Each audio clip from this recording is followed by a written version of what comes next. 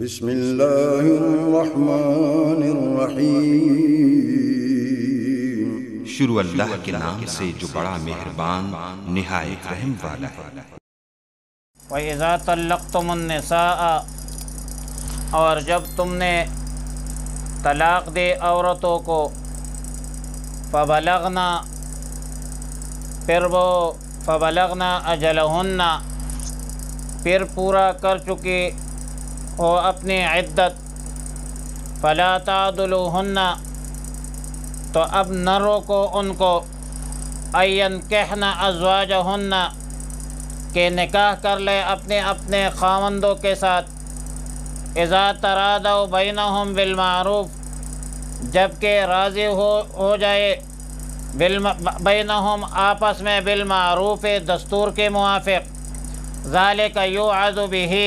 منکم، یہ نصیحت اس کو کی جاتی ہے تم میں سے، یؤمن باللہ، جو ایمان رکھتا ہو اللہ پر، والیوم الآخر، اور یوم آخرت پر، قیامت پر، ذالکم ازکا لکم واطہر،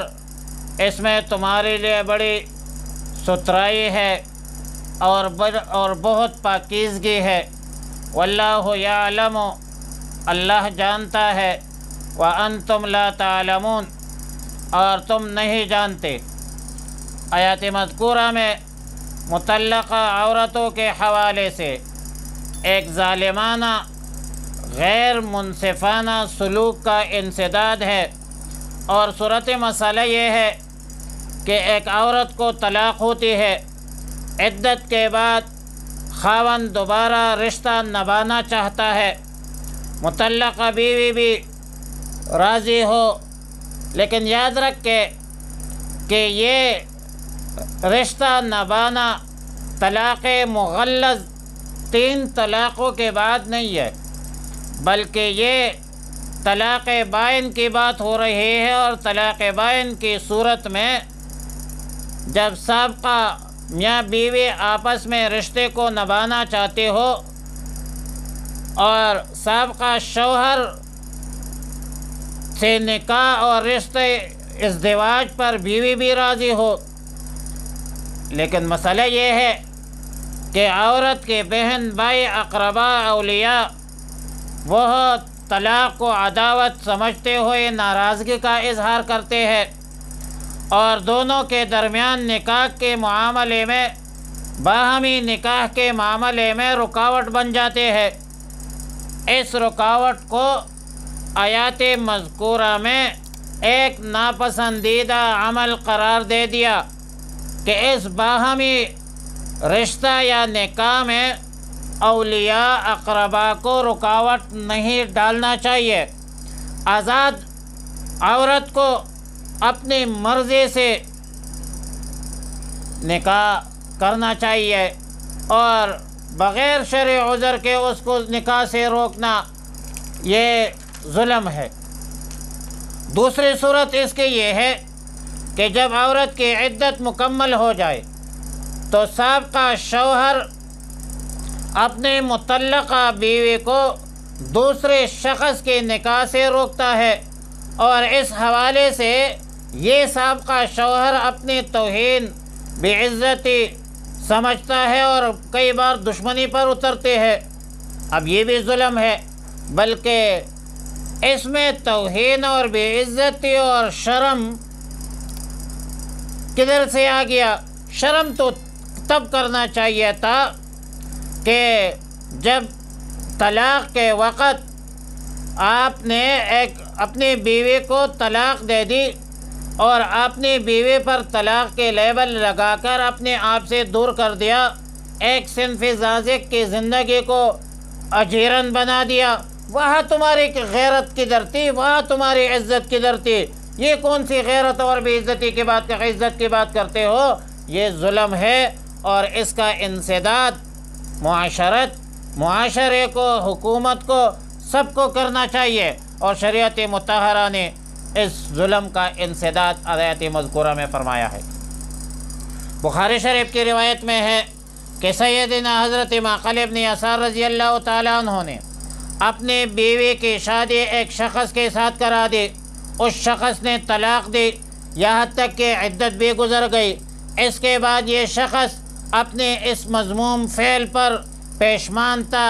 نادم تھا اور چاہتا تھا کہ دوبارہ نکاح ہو جائے۔ اس کی بیوی حضرت معقل ابن یسار رضی اللہ تعالیٰ عنہ کی بہن بھی راضی تھی، وہ بھی چاہتی تھی، لیکن جب معقل ابن یسار رضی اللہ تعالیٰ عنہ کے سامنے تذکرہ ہوا تو معقل ابن یسار نے کہا کہ میں نے تمہارے اکرام اور اعزاز میں اپنی بہن تمہارے عقد نکاح میں دے دی اور تم نے اس کے یہ قدر کی کہ اس کو طلاق دی۔ اور پھر اس نے قسم اٹھایا، ابھی تم میرے پاس آتے ہو کہ دوبارہ نکاح کر دے، خدا کی قسم اب وہ تمہارے نکاح میں نہیں آئے گی۔ صحابہ کرام چونکہ رسول اللہ مبارک صلی اللہ علیہ وسلم کے سچے عاشق تھے، متبع سنت تھے، احکام الہیہ کے پابند تھے، جب اس نے حضرت معقل ابن یسار نے حضرت آیات مذکورہ سنا، اس کا غصہ ٹھنڈا ہوا اور خود جا کر اس شخص سے اپنی بہن کا دوبارہ نکاح کر دیا اور قسم کا کفارہ ادا کیا۔ اس طرح سیدنا جابر ابن عبداللہ رضی اللہ تعالیٰ عنہ کے چچا زاد بہن کا واقعہ بھی پیش آیا تو حضرت جابر ابن عبداللہ رضی اللہ تعالیٰ عنہ نے حکم الہی کے تعمیل کرتے ہوئے خود گیا اور اپنے چچا زاد بہن کا نکاح کر دیا اس شخص کے ساتھ۔ آیات مذکورہ میں خطاب اس شوہر کو بھی ہے جس نے طلاق دی ہے، سابقہ شوہر، اور اس اولیاء عورت کے رشتہ دار بہن بھائیوں کو بھی خطاب ہے کہ فلا تعدلوہن ان ینکحن ازواجہن اذا تراضوا بینہم بالمعروف۔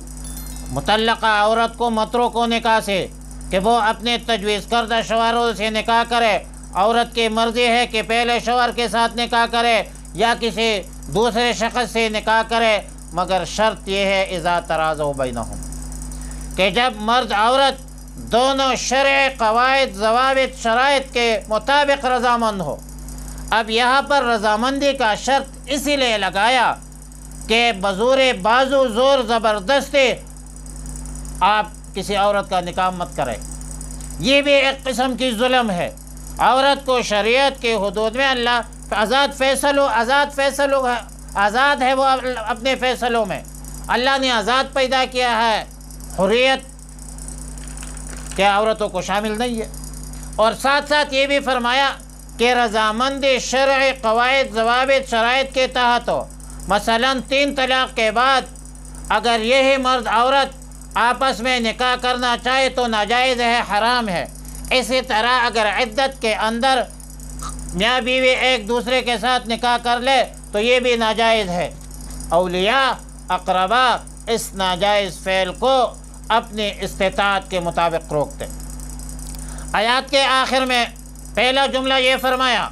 کہ ذالک یوعظ بہ من کان منکم یؤمن باللہ والیوم الآخر، یہ احکام ان لوگوں کے لیے ہے جنہوں نے اللہ اور رب العالمین اور قیامت کے دن پر ایمان لایا ہے۔ جن لوگوں نے اللہ رب العالمین اور روز قیامت پر ایمان لایا ہے، پھر اس کا نتیجہ یہ ہوگا کہ وہ اللہ کے احکامات اور رسول اللہ مبارک صلی اللہ علیہ وسلم کے احکامات پر عمل کرنے میں کوتاہی نہیں کریں گے۔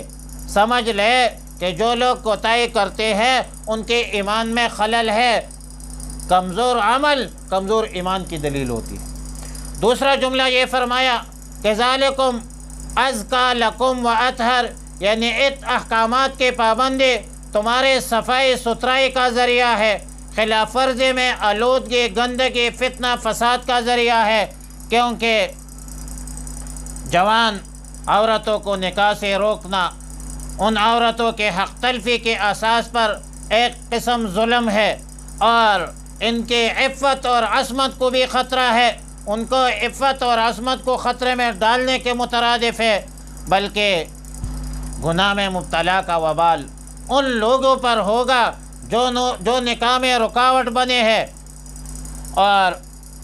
لہذا کبھی کبھار تو قتل و قتال تک بھی بات پہنچ جاتی۔ جب عورتیں گناہ میں مبتلا ہو جائے پھر غیرت حمیت کی بات آتی ہے تو بات قتل و قتال تک پہنچ جاتی ہے۔ لہذا عورتوں کو نکاح سے روکنا دنیا میں بھی وبال ہے اور آخرت میں بھی وبال ہے۔ بہرحال عورتوں کو شریعت کے حدود کے میں رہ کر نکاح سے روکنا یہ ٹھیک نہیں ہے، ان کو نکاح کرنے دو۔ تیسرا جملہ یہ ارشاد فرمایا واللہ یعلم وانتم لا تعلمون، اللہ رب العالمین تمہارے مصلحتوں کو جانتا ہے اور تم نہیں جانتے۔ اس جملہ کا منشا یہ ہے کہ جو لوگ مطلقہ عورتوں کو نکاح سے روکنے کا ارتکاب کرتے ہیں اور اپنے لیے مصالح اور کچھ فوائد سوچتے ہیں، اپنی غیرت اور حمیت کا مسئلہ بناتے ہیں، یا کچھ اور مالی فوائد حاصل کرنا چاہتے ہیں، ان تمام فضول مصلحت اندیشی جو ہے یہ سب چیزیں اللہ کو معلوم ہے۔ اس کی بنیاد پر اللہ نے فرمایا کہ اللہ تمہارے مصلحتوں، تمہارے منظور نظر فوائد سے خوب واقف ہے، اور اللہ خوب جانتا ہے، تم نہیں جانتے۔